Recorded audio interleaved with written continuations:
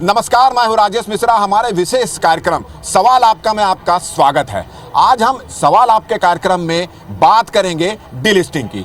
आखिर क्या डीलिस्टिंग है और आखिर जनजाति समाज के लोग जो है, जनजाति सुरक्षा मंच के जो लोग हैं, वो पूरे प्रदेश भर के लोग आज रायपुर में क्यों इकट्ठा हुए हैं, 1970 से उनकी क्या मांग है, ये तमाम मुद्दों को लेकर हम यहाँ पर चर्चा करेंगे। आप देख रहे हैं अनुसूचित जनजाति समाज और मंच के लोग, प्रदेश भर के लोग आज रायपुर में इकट्ठा हुए हैं। हमारे साथ आप देख रहे हैं कि भारतीय जनता पार्टी के पूर्व मंत्री केदार कश्यप यहाँ पर मौजूद हैं। भारतीय जनता पार्टी अनुसूचित जनजाति मोर्चा के प्रदेश अध्यक्ष यहाँ पर मौजूद हैं। इसके अलावा जनजाति समाज के तमाम प्रदेश के तमाम कोनों के लोग यहाँ पर मौजूद हैं और यहाँ पर आए हैं। कुछ तो अपनी पारंपरिक वेशभूषा में भी नजर आ रहे हैं, 3 कमान लेकर यहाँ पर इकट्ठा हुए हैं और बाकायदा जो छत्तीसगढ़ का गहना होता है, इनकी समाज की जो इनके वर्ग की जो पहचान है, वो भी पहचान आपको यहाँ पर दिख रही होगी। तप्ती गर्मी में यहाँ पर पहुंचे हुए हैं। जनजाति सुरक्षा मंच के जो लीगल एडवाइजर हैं, वो हमारे साथ यहाँ पर उपस्थित हैं। अगर हम बात करें कि 1970 से आप मांग को लेकर यहाँ पर आवाज उठाते आ रहे हैं और जो डीलिस्टिंग है, वो डीलिस्टिंग में आपकी क्या मांग है और क्या चाहते हैं आप प्रदेश सरकार और केंद्र सरकार से? क्योंकि प्रदेश में आप यहाँ पर धरना प्रदर्शन कर रहे हैं, तो ये यहाँ की सरकार का ये कहना है कि आप हमारे से मांग करने के बजाय केंद्र सरकार से मांग करें, तो आपकी मांग क्या है? भैया, हमारी मांग, मैं एक चीज़ बताना चाहूँगा, 1970 से नहीं है। जब बिरसा मुंडा जी को कन्वर्ट करके क्रिश्चियनिटी बना लिया गया था और बिरसा मुंडा जी ने क्रिश्चियनिटी छोड़ के वापस अपने आदिवासी मूल धर्म संस्कृति परंपरा में वापस आए थे, उसी समय से हमारी मांग चलते आ रही है। दुर्भाग्य ये रहा कि जब कॉन्स्टिट्यूशन बना तो जो अनुसूचित जाति, जिसे सामान्य भाषा में हरिजन कहा जाता है, उनके लिए प्रावधान दिया गया कि वो अगर हिंदू धर्म को छोड़कर इस्लाम या क्रिश्चियनिटी में चले जाएंगे तो उनको आर्टिकल 341 से मिलने वाली आरक्षण और संविधान के तहत जो सुविधाएं मिलती है वो नहीं मिलता है। हम ठीक उसी प्रकार मांग चाह रहे हैं कि आर्टिकल 342 जो हम आदिवासियों के लिए है, आदिवासियों के लिए जो आर्टिकल 342 में है, उसमें हम संशोधन चाहते हैं। जहां तक वही रही बात मांग राज्य सरकार की, हम तो चाहते हैं कि आप रिपोर्ट दीजिए कि छत्तीसगढ़ का आदिवासी समाज अपने मूल धर्म पर संस्कृति परंपरा को बचाने के लिए, मूल महादेव पार्वती जी की पूजा पद्धति को बचाने के लिए, हमारे बूढ़ादेव जी की पूजा पद्धति को बचाने के लिए, ठाकुर देव जी की पूजा पद्धति को बचाने के लिए वो मांग करें। आप रिपोर्ट दीजिए केंद्र सरकार को, हम यही तो चाह रहे हैं उसमें करके। तो हमारा अगर जीस्ट में कहूँ कि आर्टिकल 342 में जो आदिवासियों के लिए परिभाषित करता है, उसमें ये प्रावधान हो जाए। बताइए कि और जो समुदाय के लोग हैं, अनुसूचित जो जाति के लोग हैं और समुदाय के लोग, उनको ये लाभ नहीं मिल रहा है। अगर कोई धर्मांतरण कर देता है तो वो लाभ नहीं मिलता, तो आपके समूह में क्या दिक्कत आ रही है? भैया देखिए, ये ऐसा है कि आदिवासी समाज ने धर्मांतरण के विरुद्ध में पूरे भारतवर्ष में अपने कंधों पर उठा लिया है। ये केवल आदिवासियों की बात नहीं है, पूरे सनातन संस्कृति को आदिवासी समाज धर्मांतरण से बचाएगा, ये बीड़ा उठाया हुआ है। पहले तो हम आर्टिकल 342 में अमेंडमेंट चाह रहे हैं। देखिए, बाकी दूसरे समाज जो दूसरे प्रावधान है, उससे हमें कोई दिक्कत नहीं है। जो क्या कहते हैं, क्रिश्चियनिटी में चले गए, इस्लाम में चले गए, उनका अधिकार वो चले जाए, लेकिन असंवैधानिक धर्मांतरण कराना हमारे आदिवासियों के बीच में ये जो कर रहे हैं, इसको रोक लगाने के लिए हम आर्टिकल 342 में ये नया प्रावधान। तो क्या दिक्कत आ रही है? जैसे मान लो कोई धर्मांतरण करके चले जाता है, तो समाज के लोगों को क्या दिक्कत है, क्या चाहते हैं आप? जिस प्रकार से हमारे आदिवासी समाज में समाज की एक रीति रिवाज और परंपरा है, हम देवी देवता को मानने वाले लोग हैं, और जो धर्मांतरित व्यक्ति है वो हमारे देवी देवता को नहीं मानता, समाज की रीति रिवाज और परंपरा को नहीं मानता। इसलिए हम चाहते हैं कि जो ऐसे लोग हैं उनको अनुसूचित जनजाति का आरक्षण का लाभ नहीं मिलना चाहिए। तो आपने सुना कि ये इनका ये कहना है कि एक तरह से ये हक भी मार रहे हैं अनुसूचित जनजाति के लोगों का। एक तो धर्मांतरण कर लेते हैं, धर्मांतरण करने के बाद इनकी संस्कृति को नहीं मानते, इनकी रीति रिवाज को नहीं मानते, और उसके बाद फिर ये भी चाहते हैं कि इस जाति वर्ग के लोगों को जो सुविधा मिल रही है वो सुविधा मिले। एक तरह से ये भी आरोप लग रहा है कि भारतीय जनता पार्टी और RSS के इशारे पर जनजाति समुदाय के लोग इकट्ठा हो रहे हैं और इस तरह के आंदोलन यहाँ पर कर रहे हैं। हमारे साथ भारतीय जनता पार्टी के पूर्व मंत्री और अनुसूचित जनजाति समुदाय के भी एक महत्वपूर्ण व्यक्ति यहाँ पर मौजूद हैं। क्या आप लोगों पर यह आरोप लग रहा है कि आप लोग इस मुद्दे को लेकर राजनीति कर रहे हैं? देखिए, जो यहाँ की सरकार आरोप लगा रही है, ये इस सरकार का काम नहीं है कि वो यहाँ पे संविधान बनाए। ये राष्ट्र का मामला है और संविधान अभी हमारे ख्याल से हमारी मांग केंद्र में माननीय नरेंद्र मोदी जी से और हमारे महामहिम से मांग है, और ये कोई आज की मांग नहीं है। 1967 में 322 लोकसभा के सांसदों ने और 26 राज्यसभा के सांसदों ने अपने हस्ताक्षर से इसको करवाया था, लेकिन तब सरकार ने साजिश के तहत में इसको रोकने का काम किया। कहीं ना कहीं से ये गड़बड़ी है। अभी मैं भूपेश बघेल जी का भी बयान सुन रहा था कि वो यहाँ पे क्यों कर रहे हैं, क्यों ऐसा हो रहा है, तो वो उनको मुझे नहीं मालूम वो कितने समझ रहे हैं। पहले जिलों में हुआ, फिर उसके बाद राजधानी में हुआ और पूरे देश भर में हो रहा है। और हम तो चाहते हैं कि भूपेश बघेल जी अपना अभिमत स्पष्ट करिए और आपके नेतृत्व में हम जाए ना दिल्ली में चले, वो धरने में बैठने को तैयार हो, दिल्ली में हम उनके साथ भी। ये एक बड़ी बात इन्होंने कही है केदार कश्यप ने। इनका यह कहना है कि अगर इसमें अपना अभिमत मुख्यमंत्री भूपेश बघेल और कांग्रेस की जो सरकार है वो अपना अभिमत दे, और वो तो ये भी चाहते हैं, अनुसूचित जनजाति समूह के लोग जो है, मंच के लोग ये चाहते हैं कि वे उनके नेतृत्व में दिल्ली में जाकर अपनी बात को यहाँ पर रखे। तो ये बात भी एक तरह से सामने में आई है। एक तरह से ये भी एक चीज सामने में आ रही है कि आखिर रायपुर में धरना देने का क्या उचित है इसको लेकर। सबसे बड़ा प्रश्न ये है कि आज जनजाति समाज कौन है। सबसे पहला प्रश्न ये है, अगर इसको लीगल एस्पेक्ट में बताया कि जनजाति है कौन। अगर हम संविधान को तलाशे, संविधान के आर्टिकल 366-25 में जनजाति की परिभाषा लिखी है और वहाँ कहा गया है कि आर्टिकल 342 में जिसको भी राष्ट्रपति नोटिफिकेशन द्वारा जो है नोटिफिकेशन निकाले वो जनजाति व्यक्ति। अब इस बात को सबसे पहले लोकुर कमेटी ने जो है 5 कैरेक्टर बताया। इन 5 कैरेक्टरों में सबसे पहले कि जिसका आदिम कैरेक्टर हो, जिसकी अपनी एक पृथक संस्कृति हो, जो अन्य समुदाय से जिसका दूर दूर तक कोई बहुत ज़्यादा मेल मिलाप ना हो, अन्य समुदाय से अलग रहो और वो भौगोलिक रूप से भी बहुत पिछड़े क्षेत्र में रहता, ऐसा व्यक्ति जनजाति है। अब मेरा एक छोटा सा प्रश्न है कि जो व्यक्ति धर्मांतरित हो गया है, क्रिश्चियन हो गया है, केश्वरवाद को मानता है, मुस्लिम हो गया केश्वरवाद को मानता है, वो मूर्ति पूजा नहीं करता है, वो नदी की पूजा नहीं करता, वो धरती की पूजा नहीं करता, वो किसी देवी देवता की पूजा नहीं करता, पूजा पद्धति से ही अलग हो गया, तो वो जनजाति है ही नहीं। सीधी सी बात, जब जनजाति की परिभाषा हमारे संविधान में समय समय पे सुप्रीम कोर्ट भी अपने रूलिंग में कह चुका है। एक मोहनन विरुद्ध केरल राज्य की एक रूलिंग है जिसमें स्पष्ट कहा गया है कि जो व्यक्ति धर्मांतरित हो जाएगा उसको एट्रोसिटी एक्ट का लाभ नहीं मिलेगा। एक जयंता हिल्स वाली जो नॉर्थ ईस्ट की एक रूलिंग है, उसमें भी माननीय सुप्रीम कोर्ट ने स्पष्ट शब्दों में ये कहा है कि जो व्यक्ति। चलिए, ये तो हम समझ गए। आखिर इस जो 1970, 1968, 70 से आप लोग इस मामले के लिए लड़ रहे हैं, तो आखिर इसके लिए जिम्मेदार कौन है? अभी तक इस पर क्यों कुछ निर्णय नहीं हो पाया? मैं रायगढ़ राज परिवार से कुमार देवेंद्र प्रताप सिंह, और जैसे हमारे केदार कश्यप जी ने बताया, ये तो बहुत पुराना लड़ाई है।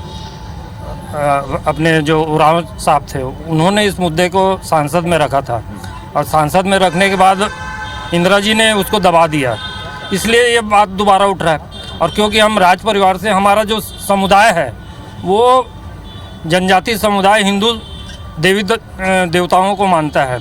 आज चले जाइए हमारे रायगढ़ में, चारों तरफ हिंदू देवी देवताओं के हमारे रियासत के समय के सारे अवशेष आपको मिलेंगे, और आज ये बोल रहे हैं कि ये हम हिंदू नहीं है, तो ये कैसा हो सकता है? चलिए, हम इस पर और भी बात आगे जारी रखेंगे। ये बताइए, 15 साल भारतीय जनता पार्टी की यहाँ पे सरकार थी, उस समय भी ये मांग उतनी तेजी से नहीं उठी जो अभी उठ रही है। कहीं कहीं राजनीति का आरोप भी आप लोगों पर लग रहा है। नहीं, ये लगभग हम लोग 15 साल से ये जनजाति सुरक्षा मंच के बैनर तले पूरा कार्यक्रम चला रहे हैं, और जो कार्तिक बाबू ने जो बीड़ा उठाया था, इसको आज जनजाति सुरक्षा मंच के हमारे राष्ट्रीय संयोजक गणेश राम भगत जी की अगुवाई में पूरे भारतवर्ष में पूरा कार्यक्रम चल रहा है। और आज उसी तारतम्य में हम लोग जो छत्तीसगढ़ की राजधानी है, यहाँ पर हम लोग शक्ति प्रदर्शन करने के लिए आए हुए हैं। हम लोग जो गांव में रैली करते थे तो जंगल में मोर नाचा किसने देखा? आज हम लोग जितने भी जनजाति लोग हैं आज शहर में अपनी आवाज़ बुलंद करने के लिए आए हुए हैं, और आपके माध्यम से ये पूरा देश तक फैलेगा। तो हम लोग को जो डिलिस्टिंग की मांग कर रहे हैं, निश्चित रूप से आप लोग के माध्यम से हम लोग का मांग पूरा होना चाहिए। तो आप देख रहे हैं कि ये जो आज धरना प्रदर्शन जो मांग है, इसकी जिसकी मांग को लेकर है, डिलिस्टिंग की मांग को लेकर है, उसमें महिलाएं भी काफ़ी संख्या में यहाँ पर मौजूद हैं। प्रदेश के कोने कोने से महिलाएं यहाँ पर मौजूद हैं। आप बताइए कि ये जो व्यवस्था है अभी जो धर्मांतरण कर रहा है, उसको भी जो आप लोगों की सभी सुविधा का लाभ मिल रहा है, उससे कितना नुकसान आपके जनजाति समुदाय को हो रहा है? देखिए, इसमें जनजाति समाज को बहुत ज़्यादा नुकसान है, क्योंकि जब ईसाई धर्मांतरण हो चुका है और वो ऑलरेडी सरकार के रिकॉर्ड में अल्पसंख्यक है, तो फिर वो लाभ लेने के उद्देश्य से वो जब जाति प्रमाण पत्र बनवाता है तो वो अपने इष्ट देवता को भी बेच देता है। जैसे कि उसमें पूछा जाता है कि आपका इष्ट देवता क्या है, चूँकि सब ही लोग जानते हैं कि ईसाई लोग का इष्ट देवता ईसा मसीह है, तो फिर वो क्यों ही महादेव पार्वती लिखते हैं? तीज त्यौहार में यदि पूछा जाए तो वो लोग क्रिसमस और ईस्टर क्यों नहीं लिखते हैं? वो क्यों कर्म और दीपावली और सरहुल ये लिखते हैं। तो इससे जब पूरे जनजाति समाज को नुकसान है, क्योंकि जहाँ 100% का लाभ जो जनजाति समाज को आरक्षण मिलना होता है, वहाँ सिर्फ 20% जनजाति समाज को मिलता है और उसमें से 80% जो लाभ मिलता है वो क्रिश्चियन लोग को मिलता है। चलिए, आपका क्या कहना है इस मामले में? क्या चाहते हैं आप सरकार? हम लोग डिलिस्टिंग होना चाहिए। डिलिस्टिंग होना जी चाहिए। सर, यही चाहते हैं? जी सर। आप कहाँ से आई हैं? जसपुर से। हाँ, मेरा कहना भी है कि पूरा डिलिस्टिंग होना चाहिए। इससे क्या नुकसान हो रहा है महिला वर्गों को खासकर? महिला वर्ग को बहुत नुकसान हो रहा है कि डिलिस्टिंग जैसे वो लोग क्रिश्चियन हैं और वो लोग इष्ट देवता कोई भी कागज बनवाते हैं, उसमें बोलते हैं कि हम हिंदू हैं बोलते हैं, तो हम लोग को ठेस लग रहा है जनजाति वालों को। तो आपने सुना कि जो हक है वो हक इनको नहीं मिल पा रहा है, क्योंकि एक तो धर्मांतरण करते हैं। एक और हम चीज़ यहाँ पे जानना चाहेंगे, अगर कहीं कोई धर्मांतरण कर दिया और उसके बाद अगर आपके समाज में वापस आना चाहते, उसकी कोई व्यवस्था है यहाँ पर? बिल्कुल व्यवस्था है। वो अपने धर्म को त्याग करके महादेव पार्वती की शरण में आ जाए, निश्चित रूप से जनजाति समाज उसको स्वीकार करेगा, उसको अपना मानेगा। अभी जो मुख्य मुद्दा है वो मुद्दा ये है कि 5% मतांतरित धर्मांतरित लोग, हमारा जो मूल जनजाति समाज का 80% हिस्सा है, चाहे वो शासकीय नौकरियों में हो, चाहे वो शिक्षा में हो, चाहे अन्य जो सुविधाएं मिलती वो सुविधा का हो, उसका लाभ ये 5% जनजाति जो मतांतरित हुए हैं वो उठा रहे हैं। हमारा विरोध इसी चीज़ का है कि जब आपने अपना मूल जनजाति धर्म छोड़ दिया, जब आपने शंकर पार्वती को मानना छोड़ दिया, जब आपने हाला लुलू करना चालू कर दिया, तो क्यों आप जनजाति समाज का लाभ उठा रहे हैं? जब आप अल्पसंख्यक हो गए, अल्पसंख्यक का लाभ उठा रहे हैं, तो क्यों आप जनजाति समाज का लाभ उठाना चाहते हैं? हमारा यही मांग है कि डिलिस्टिंग होना चाहिए, उनको जनजाति समाज का लाभ नहीं मिलना चाहिए, उनको जनजाति समाज से बाहर किया जाना चाहिए। तो आपने सुना कि ये लोगों की मांग है और इनका यही कहना है कि अगर आपने धर्म परिवर्तन कर दिया तो आप फिर जनजाति समाज के लोगों को जो सुविधा मिल रही वो नहीं मिलना चाहिए, और इससे वर्ग के जो लोग हैं, जो समाज और संस्कृति को मानने वाले लोग हैं, उसको नुकसान हो रहा है। बात कर रहे थे डिलिस्टिंग की मांग को लेकर, जो पूरे प्रदेश में इन दिनों आंदोलन का रूप ले लिया है, और आज रायपुर में रैली और धरना प्रदर्शन जिस तरह से यहाँ पर किया जा रहा है, उसको लेकर अनुसूचित जनजाति समुदाय के लोग जो पूरा इकट्ठे हैं। आगे इनकी क्या योजना है? आज राजधानी में इन्होंने प्रदर्शन किया है, आगे किस तरह से इनका आंदोलन पहले चला है और आगे क्या योजना है, इस पर हम बात करना चाहेंगे। देखिए, अभी तक हम पहले जो है गांव से शुरू किए थे और पूरे देश भर में हमने 230 जिलों में ये डिलिस्टिंग की मांग को किया, और उसके बाद में ये तय हुआ था कि हम राज्यों में भी करेंगे। आसाम में हो चुका है, उड़ीसा में हो चुका है, मध्य प्रदेश में हो चुका है, आंध्र प्रदेश में हो चुका है। उसी का जो है आज हम छत्तीसगढ़ में कर रहे हैं, और आने वाले समय में हम पूरे देश से, भारत देश से मांग करते हुए दिल्ली में धरना प्रदर्शन करेंगे। यही हमारी मांग है। आगे ये बताइए कि प्रदेश सरकार का रुख जैसे आप लोगों के प्रति कैसा है? आप लोगों की जो डिमांड है उसको प्रदेश सरकार, आपने इसको लेकर मुख्यमंत्री से मिले होंगे, मंत्री से भी मिले होंगे, क्या उनका रुख है? राज्यपाल से भी आप लोगों ने मुलाकात की होगी? यहाँ की सरकार का रुख 2 दिन पहले यहाँ के भूपेश बघेल के टिप्पणी से आ चुका है। उन्होंने जिस प्रकार से सवाल खड़ा किया है वो दिखाता है कि वो डिलिस्टिंग के साथ खड़े नहीं है। जैसे हमारे अभी एक पूर्व वक्ता जी ने कहा कि दिल्ली में जाने की बात उन्होंने की है। हम दिल्ली में जाएंगे ही, क्या वो नेतृत्व करेंगे? क्या यहाँ की सरकार की पार्टी क्या इस विषय पर, डिलिस्टिंग के विषय में अपना मत को स्पष्ट करेगा? हम लोगों का 2 साल पहले दिल्ली में लोकसभा और राज्यसभा के सभी सांसदों से हम लोगों ने सांसद मुलाकात का कार्यक्रम किया था। उसमें हम लोग कांग्रेस के भी विधायकों से मिले, बीजेपी के भी विधायकों से मिले, सभी पार्टियों के विधायकों से मिले। यहाँ के जो सरकार की पार्टी के लोगों ने कहा कि हम मानते तो हैं कि ये विषय सही है, हम देख भी रहे हैं, हमारे क्षेत्र में हो भी रहा है कि हमारे भोले भाले आदिवासियों को लालच देकर, डर दिखाकर धर्मांतरण कराया जा रहा है, लेकिन हम इसको खुल के बोल नहीं सकते। तो मानते तो हैं कि ये गलत हो रहा है, मगर हम खुल के नहीं बोल सकते। ये दिखाता है कि इस सरकार का, मतलब यहाँ के जो सरकार वाली पार्टी है, उनका स्टैंड क्या है। जी, तो आपने सुना कि थोड़ा स्पष्ट बहुमत नहीं है और इसलिए इसको लेकर थोड़ी सी प्रदेश सरकार से नाराजगी है। वहीं मुख्यमंत्री भूपेश बघेल ने स्पष्ट रूप से इस पूरे इनकी जो आंदोलन है, इनके जो लगातार जो धरना प्रदर्शन आंदोलन चल रहा है, उसको लेकर उनका कहना है कि ये गलत जगह जो है प्रदर्शन कर रहे हैं। ये फैसला जो है केंद्र सरकार को इस मामले में फैसला लेना है और वहाँ जाकर प्रदर्शन करना चाहिए। इस मामले में भारतीय जनता पार्टी और RSS दोनों पर यह आरोप लग रहा है कि चुनाव का समय है, चुनाव के समय भारतीय जनता पार्टी को मुद्दा चाहिए और ये मुद्दा ढूंढ रहे हैं यहाँ पर और इसको लेकर राजनीति कर रहे हैं। क्या कहना है आपका? देखिए, ये भारतीय जनता पार्टी या फिर आरएसएस का मुद्दा नहीं है, ये समाज का मुद्दा है, समाज का मामला है। और ये आज की लड़ाई नहीं है, बरसों पुरानी लड़ाई है और लगातार हमारी ये लड़ाई जारी है जब तक यहाँ पे डिलिस्टिंग लागू ना हो। डिलिस्टिंग के लिए हमारी हमेशा लड़ाई रही है और आगे भी लड़ाई रहेगी। ये फिर से एक बार कह देता हूँ, कांग्रेस पार्टियों के लोगों से भी कहना चाहूँगा और कम्युनिस्ट पार्टी का और जितने भी पार्टी के लोग हैं, यदि उस पार्टी में हमारे आदिवासी समाज के लोग हैं तो आदिवासी समाज की दृष्टि से यदि आदिवासी के हित चाहते हैं तो इस कार्यक्रम में सम्मिलित हों।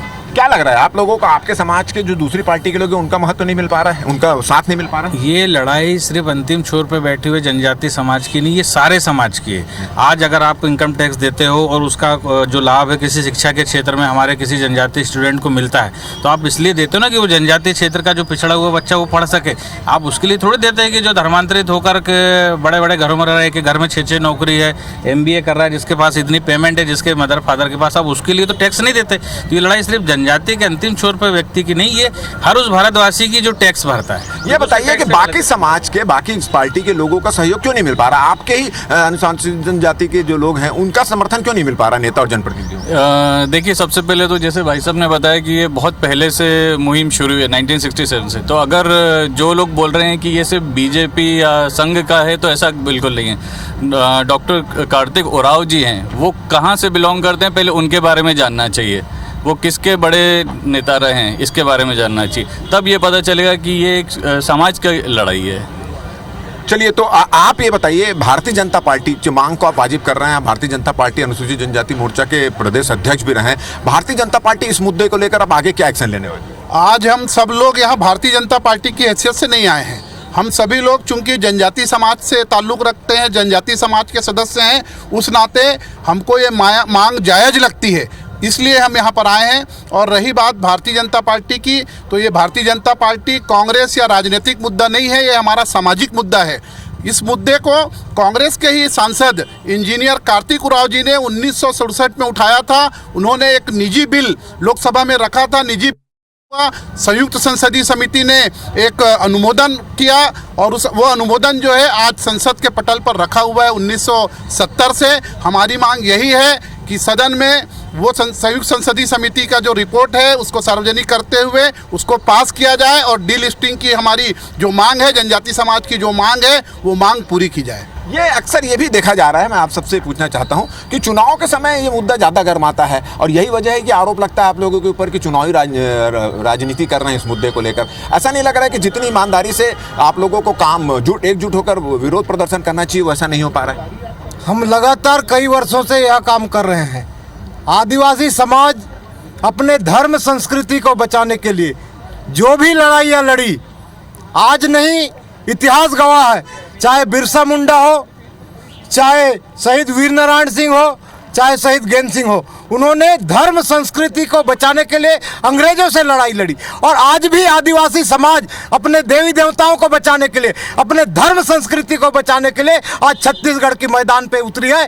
आने वाले समय में हम दिल्ली जाएंगे और जब तक डीलिस्टिंग की मांग पूरी नहीं होगी हम लगातार इस लड़ाई को लड़ेंगे। केंद्र सरकार का क्या रुख है? हमारी मांग केंद्र सरकार से लगातार है और हम लोग इसी विषय पर लगातार जन जागरण करने के लिए पूरे सभी भारत के 25 से अधिक राज्यों की राजधानी में कार्यक्रम कर रहे हैं। बड़ा अच्छा बात है कि अभी हम लोगों ने सांसद संपर्क अभियान किया तो दिसंबर में शीतकालीन सत्र में बीजेपी के 3 सांसदों ने, निशिकांत दुबे ने, संजीव सेठ जी ने और अर्जुन लाल मीणा जी ने हमारी बातों को, हमारी आवाज़ को लोकसभा के सदन पर रखा है। हमें उम्मीद है कि 2 साल के अंदर में यह कानून साकार रूप ले लेगा। क्या आप कहाँ से आई हैं और क्यों आई हैं यहाँ पर? जी, मैं कुंडा गांव से। हाँ, क्या मांग है आपकी?